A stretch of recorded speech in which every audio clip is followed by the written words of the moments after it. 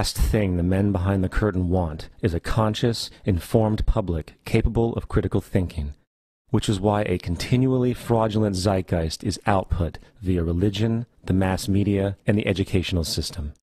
They seek to keep you in a distracted, naive bubble, and they are doing a damn good job of it. In 2005, an arrangement between Canada, Mexico, and the United States was made.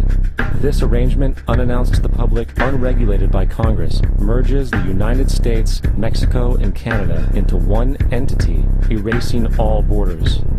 It's called the North American Union. You might want to ask yourself why you've never heard of this. In fact, there is only one mainstream reporter who has actually heard of and has had the courage to cover this issue. The Bush administration's open borders policy and its decision to ignore the enforcement of this country's immigration laws is part of a broader agenda. President Bush signed a formal agreement that will end the United States as we know it, and he took the step without approval from either the U.S. Congress or the people of the United States. This week, these images of the Yangtze River, the longest in China, have been surfacing since Wednesday. This stretch of the river around Chongqing looks like it's been dyed blood red. 100,000 fish have washed up on the shores of the Arkansas River. 2 million fish in the Chesapeake, called spots, are dead south of the Bay Bridge. 1 million fish in Chesapeake Bay. Niggas is testing boy heads. 40,000 devil crabs. Unsolved mystery. Now hundreds more have fallen from the sky in Louisiana. 800 birds died in Italy, too. Could it be coincidence? Folks in Yankton, South Dakota thought they were being added to the list after hundreds of dead birds were found there yesterday. Turns out this unpleasant feather discovery has a solid explanation. They were poisoned. Someone thought the 200 starlings found dead in Yankton's Riverside Park had froze to death, but they were actually poisoned on purpose by the U.S. Department of Agriculture. You would think that a situation like this would be on the cover of every major newspaper. That is until you realize that the people who are behind this movement are the same people behind the mainstream media, and you are not told what you're not supposed to know. The North American Union is the same concept as the European Union, the African Union, and the soon-to-be Asian Union, and the same people are behind all of them. And, when the time is right, the North American Union, the European Union, the African Union, and the Asian Union will be merged together, forming the final stages of a plan these men have been working on for over 60 years. A one-world government. So we have to shape an international order that can meet the challenges of our generation. We have before us the opportunity to forge for ourselves and for future generations a new world order. The international order we seek is one that can resolve the challenges of our time. The U.S. State Department, the Federal Reserve, even the EPA are sending billions of dollars overseas, and many economic and political decisions made in the United States just don't benefit us. They benefit a would-be one-world government. Who is our government serving? Us or global elites? And that's been the plan from the beginning. Look, this isn't a conspiracy thing, but the idea, this comes from the progressive left, the liberal internationalists in the Democratic Party, or even the neoconservatives in the GOP, they like the idea of a global government that sort of micromanages everybody, just like the big government people at home like the idea of the huge federal government that micromanages taxpayers. It's the same philosophy at work. Well, all I can say is buckle up, boys and girls, and hold on to the Constitution.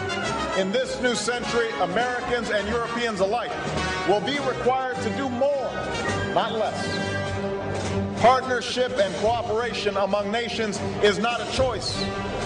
It is the only way, the one way, to protect our common security and advance our common humanity.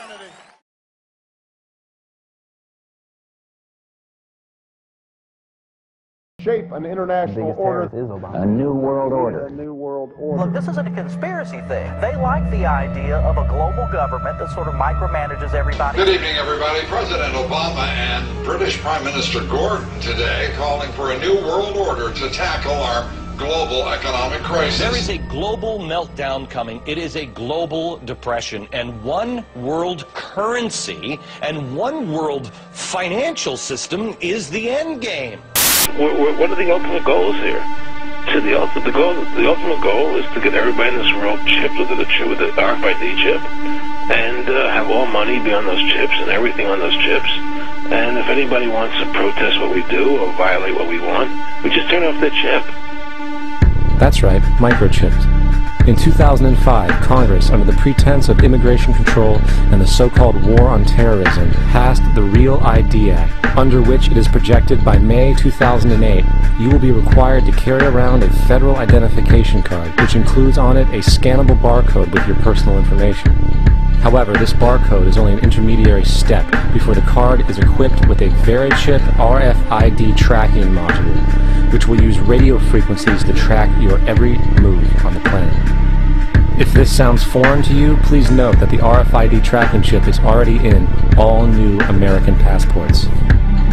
And the final step is the implanted chip, which many people have already been manipulated into accepting under different pretenses. Don't believe like what you see in the media. The media is like, you know. Yeah, it's an illusion. At the end of the day, it's about power and control. Yes, I feel the end is close. The same thing happened eons ago. To know exactly, you'd have to read up some more. Every day, technology speeds up some more. We are the souls, yes, we have been chosen. Some roll with angels and demons and ghosts. But shh, hold up, Bob, don't go there. You know that they watching, the all-seeing stare, but they can't stop me, I'm already there. And y'all ain't seen shit, but you're already scared, I'm gone. High like fructose, you wanna know the truth, really you don't. It'll blow you out your mind like a UFO. I'm basically a resident of Pluto. There's like hundreds of birds here, hundreds of them. It's like a cloud of birds, check it out. Tons of them, and they're just going nuts. Now they're laying chemtrails, big ones. There's one flying right now. Oh my God, there's another one right there. Chemtrails. When I was a kid, I used to see these trails in the sky all the time, and say, oh, that's cool. A jet just went over. And then you started to see a whole bunch of them. And the next thing you know, everybody in your neighborhood was fighting and arguing, and you didn't know why. Okay, and you really didn't know why. And they wouldn't believe it if you told them. So it's a very complicated thing. You must know the people. You must know what they're capable of. You must know their operation, their intent. You must realize that you're dealing with people with no faces that haven't been elected. You don't know who they are. You don't know what they're putting in those aircraft. It is an attack on North American weather. The weather is being manipulated. They turned my city into a swimming pool. While America drank your blood. It ain't no hurricane, it ain't no flood. There's some other shit that we ain't know of. The American people are totally out of the loop. Their reality is based on their life experience. You see, the way you judge things and the way you process things, your opinions are based on your own life experience. Most people haven't had these experiences. We are in a desperate time, and people are oblivious to it. I know what they don't want to tell you. Just hope you're heaven sent and you're hell proof. I gotta go back to America. I gotta go get ready for the bomb. Osama bin Laden getting ready to bomb. Osama bin Laden getting ready to bomb. You better watch out. You got the one.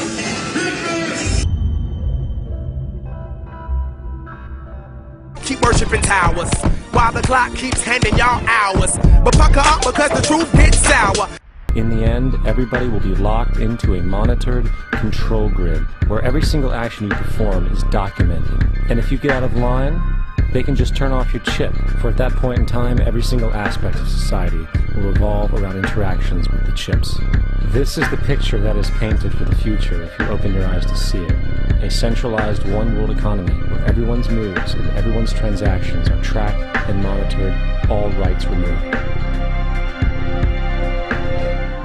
The most incredible aspect of all, these totalitarian elements will not be forced upon the people. The people will demand them. For the social manipulation of society through the generation of fear and division has completely detached humans from their sense of power and reality. A process which has been going on for centuries, if not millennia. Religion, patriotism, race, wealth, class, and every other form of arbitrary, separatist identification and thus conceit has served to create a controlled population, utterly malleable in the hands of the few. Divide and conquer is the motto, and as long as people continue to see themselves as separate from everything else, they lend themselves to being completely enslaved. The men behind the curtain know this, and they also know that if people ever realize the truth of their relationship to nature and the truth of their personal power, the entire manufactured zeitgeist they prey upon will collapse like a house of cards.